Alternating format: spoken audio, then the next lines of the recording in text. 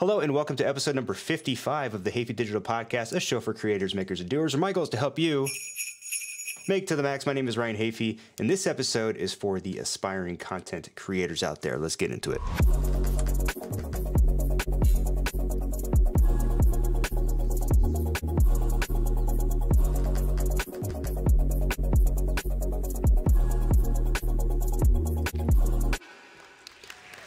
Hello, ladies and gentlemen. Welcome to the show. Thank you for being here on this, I guess it would be the second to last episode of 2020. Hey, if you're new here, I talk about all things related to cameras, photography, video production, video editing, FPVs from time to time, basically all things content creation stuff. That's stuff that you're into. Wherever you happen to be watching or listening, be sure to hit that subscribe button for more great content like this going forward. I say it's great. You may not think it's great, but I think it's great. And also follow me on social media at Ryan Hafey on Instagram and Twitter, and let's have a conversation over there. I enjoy engaging with people, answering questions you have about gear and editing and all that kind of stuff. So feel free to reach out. Do not be shy. So let's see, updates before we get into the topic at hand. By the way, the topic at hand for today, this episode is for anyone out there who is like, you know what, 2021 is the year that I start creating content. It's the year that I start making videos and just making content that I put out there to enhance my brand, or, you know, whatever your goals may be. But maybe you're starting fresh. You don't know where to start. You don't know what gear you need. You know nothing about cameras. You know nothing about lighting. I'm going to, in this episode, try to I'm going to give some specific recommendations as to what you should get started with, along with why I'm recommending those things in particular. So, for example, I have one camera recommendation for you, and that's, you know, it may not fit into your budget, but I'm going to tell you why I picked that camera so that you can, maybe if you want something, if you want to spend a little bit more or maybe a little bit less, you can take some of those important specs and do some research on your own to find a camera option that may work best for you. And this episode, the topic for this episode was actually sparked based on a conversation I had with an old high school buddy of mine, Jake. If you're out there listening, thank you for reaching out to me the other day, because this episode is based on that conversation. But Jake works in the medical field, and he is looking to start doing just what I mentioned, just start making some content for his brand and for his business. And he was asking me for some recommendations. So that kind of got my brain working and thinking, you know, like if I was starting fresh, knowing what I know now, and if I wanted to just start with something simple, start with kind of a simple content creation kit, what would that kit look like? What would be included in it? So this video is for people like that. Now, I wish I would have done this maybe, you know, a week or two ago, in case there are any of you who wanted to buy some early Christmas gifts for yourself, or maybe for someone else who you know is interested in getting into content creation. But nevertheless, everything that I mention in this episode, all the links, affiliate links to everything that I'm going to be mentioning will be in the description below. So you can, and including the pricing, by the way, so you can look down and get a handle on how much it's going to cost you, if it's for you, etc., etc. Yeah. So real quick, I wanted to mention, and actually I didn't. Do I have it on here? I'm trying to think. I did. I'll just pull it up on Instagram here. So we did some family Christmas portraits. If you follow me on social media, you've likely already seen these. But let's go to screen view here. I'll show you. I don't want to start with either of those. Let's see if it's going to make me log in. But anyway, so this was, yeah, we'll continue as that. Come on. Come on. There we go. So this was this year's Christmas photo, and every year we typically do these where we try to do some kind of humorous Christmas photo, and this was what we came up with for this year. Obviously, a little bit. The concept is, wow, it's been, you know, 2020 has been one of those years where, you know, no one's in the mood to smile anymore. So the caption on the Christmas cards this year was 2020. Am I right? But this was the Christmas photo that we came up with, and that was the only photo that we did. But obviously we did some more cheery photos, as you can see here, silly faces, etc. Tried to get the dogs in, didn't work out as planned. Nevertheless, it was fun. And by the way, the setup for this, I've posted a couple videos on my TikTok, also my Instagram. But what I did here was, you could see the red and the green glow in the background. So in the red and the green come from two different speed lights that I had positioned. One of them right on the ledge behind the Christmas tree there, and the other, the red one, the green one was on the ledge there. The red one was in the background, and both of them just very low light with some gels on top, some red and green gels, just to kind of give some nice, you know, glow to the backgrounds and with some Christmas colors. And then for the lighting for everyone here, all it is, actually I had two lights, but the main light source was just one softbox that, if you're, it does, I can't, it's hard to illustrate this. Basically, the softbox was directly overhead and slightly angled towards us. So this was all done with one main light source. I did have a second continuous light source shining down off a reflector just to give a little bit of fill, because that type of lighting created a lot of contrast. But I went with that overhead lighting because I didn't want to get too much extra light in the background. I wanted to isolate the main source of light onto us, and then leave the background somewhat dark so that those speedlight colors could come through as much as possible. But this was a fun one, and I was pretty happy with how it came out. And yeah, so those are the Christmas cards this year. Anywho, and I think that's pretty much it as far as updates go for this week. So without further ado then, let's get back to, there we go. I think last time I left the screen view on for too long. Anyway, let's get back into the topic at hand. So let's get right into it. Let's talk about exactly what you're going to need if you want to get started with making your own content. So there are three main things that you're going to want to get, three main categories that you're going to want to put some attention into when it comes to getting the gear. Number one, obviously, being camera. Which camera are you going to get? And then audio and lighting.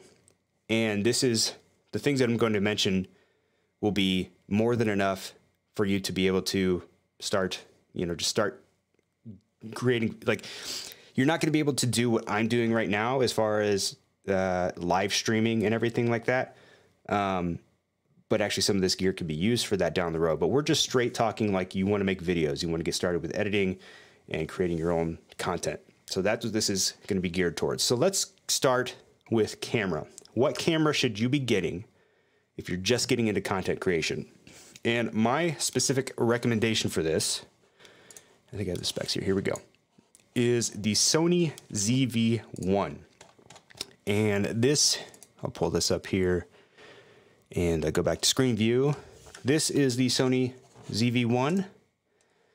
It's nice and compact, small, and currently it is at comes at a price of $798. So obviously not the cheapest that you can get, but it's definitely not the most expensive. So let me get into why that I am recommending this particular camera. And there's a number of reasons actually.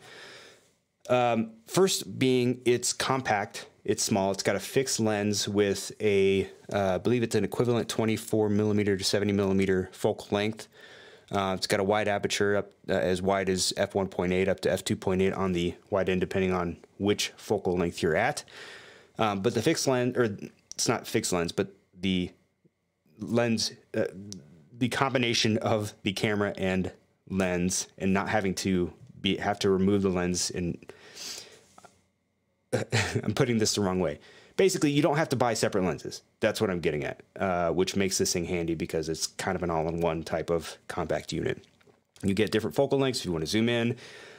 It's great for vlogging if you want to do that type of content because it's got a flip-out screen on it. It's got a hot shoe, so you can do, like, if you ever want to do any kind of flash photography, you could do that. Or you could mount an external shotgun microphone on it, which it also has a, let's see, it also has a microphone jack on the side, as you can see here, which is, for a lot of these smaller compact There you go. You can kind of see there's 3 ports. You got multi, HDMI, and a mic jack on the side there. For a lot of these compact vlogging setups, most of them do not come with an external mic input, which means that you have to typically rely on the audio within the camera, and onboard camera audio like this is usually not very good. So it's great that this one has the option for you to put in an external microphone. Yeah, flip out screen I mentioned. Also, it offers a clean HDMI out, which if you do in the future want to do any kind of live streaming, you would need a camera with a clean HDMI out, and that will allow you to do that. So kind of planning for the future if you want to expand your content horizons. Now, I will say I've not used the ZV-1 personally, but I do currently own 3 Sony cameras. This camera is the Sony a6500. This one here is the RX100 Mark V, and then, as I've shown plenty of times previously, I've also got the Sony a7 III, which is kind of like my main workhorse camera. But just I've seen a lot of reviews for the ZV-1, and they've all been great. And I trust Sony, especially when it comes to video for cameras. So I don't have any doubts that this camera would work for you. Now, like I said, it is $798. It's not the cheapest out there. There are some less expensive models that you can invest in. You may be forced to sacrifice some different features, some different specs, but you know, if you have the money for it, and if you could do it, this is probably the way that I would go, because it's just so versatile and has so much to offer from it. So that's the camera. Let's start there. Let's move on then to audio, and I'm gonna talk about 3 different products that will allow you to capture audio in 3 different ways. And it's all going to depend on what kind of content you plan on producing. So, excuse me. Let's say you just want to do some vlog style content, or maybe you're going to be doing some, talking head style content where the camera's not that far from you.Maybe, this same distance. Like right now, my fingertips are touching the lens, so the camera's not that far from me. And in this case, if I wasn't using a microphone like this here, which we'll get into, I would be using a shotgun microphone on top of this camera.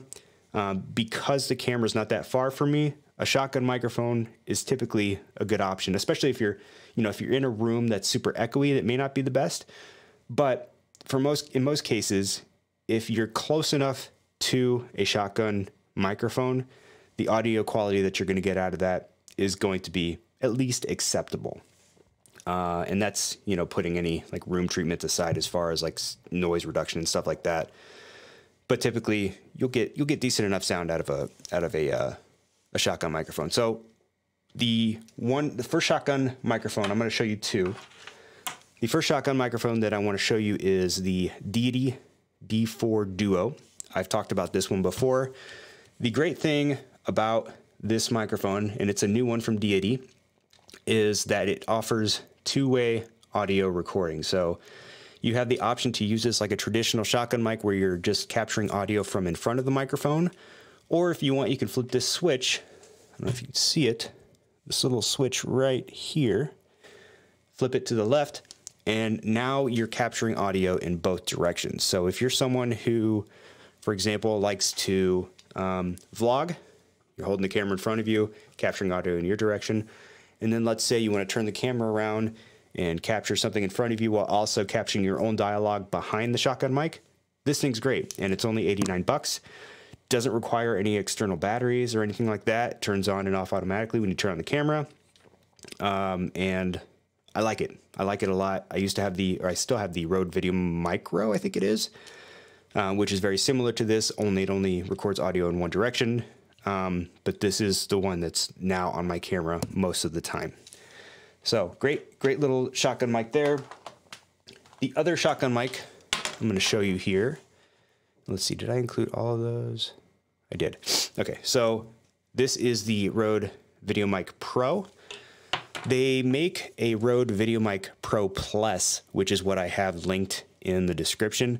The Videomic Pro Plus has some additional options. For example, the main one that I like is that when it's plugged into the camera, it turns on with the camera, versus this one, for example, where you have to remember to turn it off and on, which I've forgotten to do plenty of times. And I've either forgotten to record my audio or the battery runs out because I forgot to turn it off. So this mic sounds great, and it's going to probably give you a little bit of better audio quality than the Deity D4 Duo here.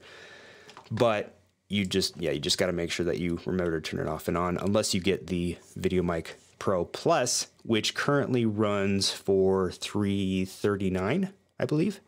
So a little bit more of an investment there. And this is only going to capture audio in one direction. But again, for talking head stuff, this is a good option for sure. Next, so let's say you're going to be recording audio from maybe a little bit farther away from the camera. Maybe you're planning to have some kind of a studio setup where the camera is a little bit out of reach. Maybe you're using a longer focal length. It really comes down to the shot you're looking for. But in that case, if the camera's a little bit farther away from you, a shotgun mic may not be your best option unless you're able to mount it overhead, and that's getting a little bit advanced. So if that's the case, if the camera's farther away, what I would recommend is something like this, which is the Tascam DR10L. And this is essentially a lav mic / pocket recorder in one. The cool thing about this is that, typically speaking, when you're using a lav mic, you would have some kind of lav, and then you would plug that into an external recorder of some kind. This combines both of them into one, so you don't need two different pieces of equipment. Now, this is a little bit on the pricey side at $199, but I find that it comes in quite handy. All you do is turn this thing on. When you're ready to record, hit the record button on it, and just swipe up here on the side there.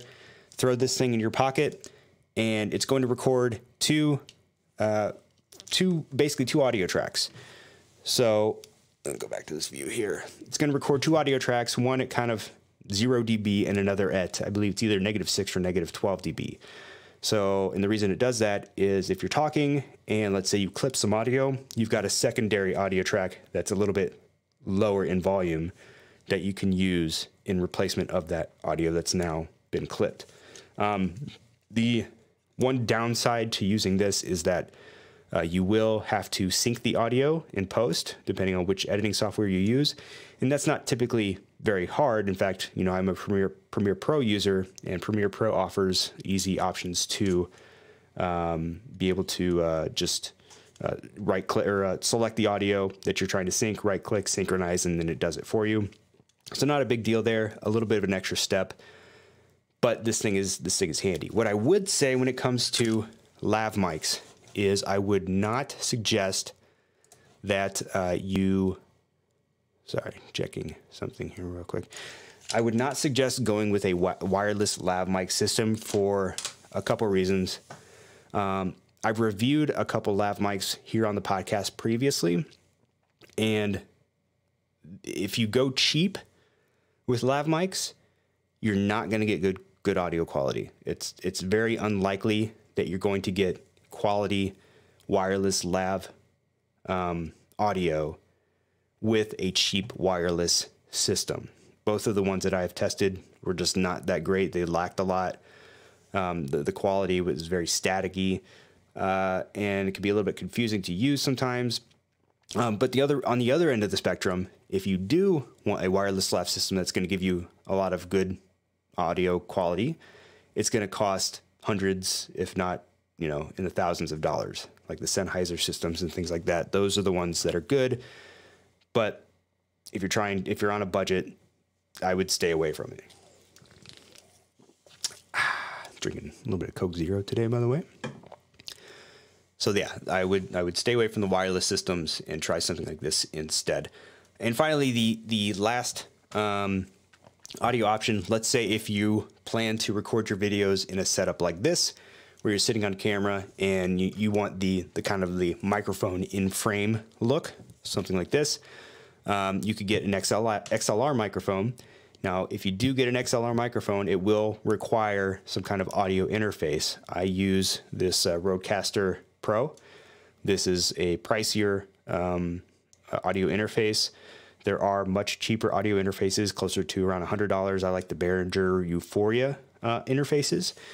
This is going to give you the best quality audio as far as kind of that broadcast quality, you know, tone that you're looking for.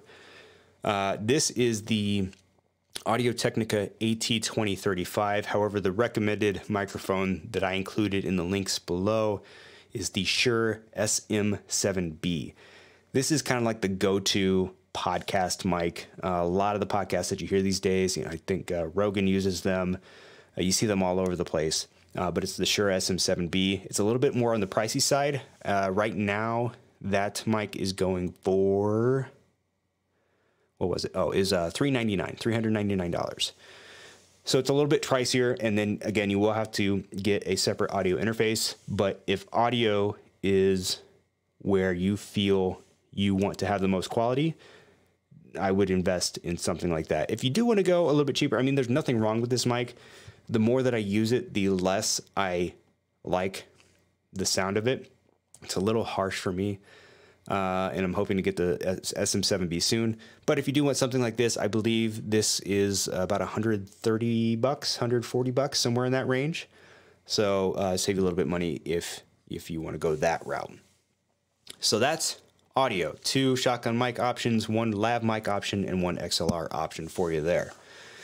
And finally, let's talk, well, actually not finally, but let's go on to lighting next. So I always recommend getting a light source of some kind. You know, you can pick a room in your house that maybe has some natural lighting coming in through the window. But if you end up, you know, if you decide you want to record at night, or maybe if it's a cloudy day, you're going to see changes in your exposure and changes in the amount of light coming in. So it's always a good idea to be able to control your space with your own lighting. If you have the space for it, the lighting option that I suggest is what I'm using here. This is probably the best bang for the buck lighting option that I can think of. And it is the Godox SL60W. And with a softbox, and you can get anywhere from like a 26 to 36 inch softbox on it. This lighting source that I have, and I didn't turn on my GoPro today, but if you've watched past episodes, you've seen it. But literally, my fingertips are touching the softbox right here. The softbox is 36 inches. It's very big, and it takes up a lot of space. But this is going to give you some really nice, soft, diffused lighting, and you only need one of these. So you know, you might think you have to get a couple for different. I mean, you can, if you're shooting a bigger space, or if the lights have to be a little bit farther away from you, or if you're looking for a particular lighting style, you may want to invest in 2 of them. But I would say just get the one. This right now, what you're seeing, with not including these kind of accent lights in the back, this is the only light source I have lighting me right now. The light is nice and evenly distributed and soft. It gives you that kind of nice shadow fall off on the side of the face. It's great. And right now on Amazon, you can get the, where is it? Did I not put it in there? I thought I put it in there. Oh yeah, it's the Godox SL60W with the 36-inch softbox combo, and it's going for $169. $169 for a light and a softbox is a great value, especially for something like this. Now, this one's got a little bit of noise to it that may pick up on the mic, may not. Just the fan noise from it. And Godox does have some newer lights that they've made that are a little bit more expensive, that are much quieter. So if you have the budget and you want to upgrade, those options are available to you. But I've been using this one for a long time. I love it. I love the way the light looks. The color of the light is very accurate. Great value. So I would go with that. And then, so that basically covers the main things. You've got the camera, you've got your audio, and you've got your lighting. Outside of that, I mean, you know, of course, there's editing software you want to look into. If you're on a PC, you know, if you're looking for something free, I use PC and Mac, but I'm not too familiar with free PC video editing options, really mostly because I'm an Adobe guy. So I've been using the Adobe Creative Suite for a long time, and I'm very happy with it. That's what I use for everything. I know DaVinci Resolve offers a free version of their full-featured editing software, which for most people, especially just getting starting out, that's more than enough for what you'll need, and it's got some decent features in it. There's also, if you're a Mac user, there's Final Cut Pro, which is a very popular one. What else? A Sony Vegas, I think, is one that I think my dad uses that one on occasion. I like Premiere just because, it's $53 a month. It's not the cheapest, but it gives you access to all of the Adobe Creative products. You got Photoshop, you've got After Effects, you've got Lightroom, all of their stuff, Character Animator, everything. So you want to consider what you're going to do there. But even on like an app on a Mac system, for simple editing, simple text overlays and simple cuts, iMovie's fine. You don't need to get something crazy. If you want access to those additional features, if you want to kind of explore that, then yeah, you may want to upgrade. But in most cases, iMovie's fine. Let's see. And then there's some accessories that you want to consider as well. Obviously, if you're going to get a camera and if you're going to be doing any talking head stuff, you could technically just prop the camera on, a couple boxes or something like that. But if you want the ability to, if you want some versatility, if you want to be able to move the camera around, film in different locations, you may want to look into getting some kind of a tripod. In most cases, especially for if you're going to get this Sony ZV-1, it's a very light camera. You don't have to spend a lot on a tripod. You could go to Best Buy and get one of those cheaper tripods that they have there, the Sun Pack, whatever it is, and be perfectly fine. If you do decide to upgrade your camera, if you're going with something a little bit more like this, this combination right here is probably a little over $4,000, and I would not trust a Sun Pack tripod, one of those flimsy plastic ones, with something like this. So in that case, yeah, you would maybe want to upgrade. But for some of these smaller compact cameras, I wouldn't worry about it. You'll be just fine with one of those less expensive ones. In addition to that, light stands or light stand, if you are going to be getting one of the Godox light stands. And actually, let me pull, just so you can get a handle on what this looks like. Hang on. There we go. So let's go back to the screen view here.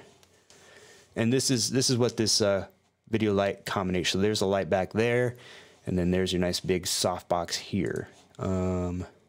Better look at the light, but you can see how much space that softbox takes up, and but it's all necessary if you want to get that nice diffused quality looking lighting.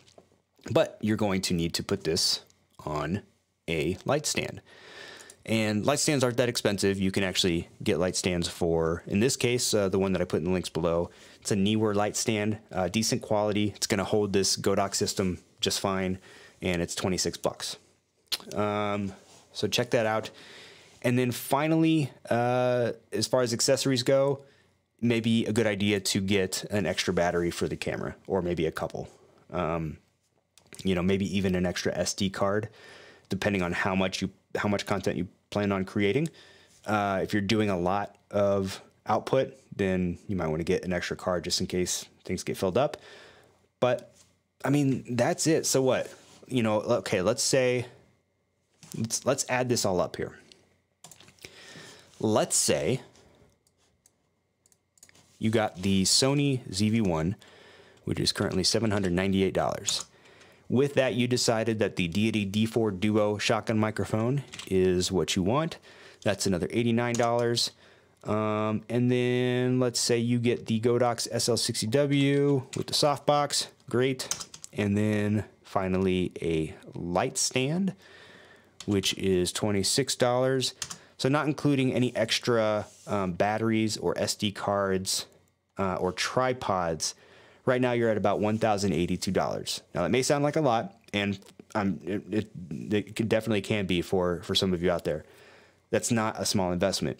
Like I said, though, go back and listen to some of the specs that I mentioned for the ZV-1 and for some of these lighting options, and kind of come up with your own, use your own judgment to determine if you're willing to spend that much money. And if not, you know, figure out what your budget is, take some of those specs that I mentioned and go out and try to find some options that include some or all of those specs that fits a little bit more into your budget. But I will say, you know, if you're serious about it, make the investment, put in the effort, and you'll see a return on that eventually. It will come back to you. But that's, those are my recommendations. That's going to get you started for sure. So I hope that was helpful to some of you out there. If it was, by the way, let me wet the whistle a little here. If that was helpful to any of you out there, I would love it if you would hit that subscribe button wherever you happen to be watching or listening currently. And also, again, follow me on social media at Ryan Hafey on Instagram and Twitter. And let's have a conversation over there once this is all said and done. But for now, I'm going to go ahead and call this one quits. Thank you so much for watching. Keep on creating, making, and doing. And I will see you in the next one. Bye-bye.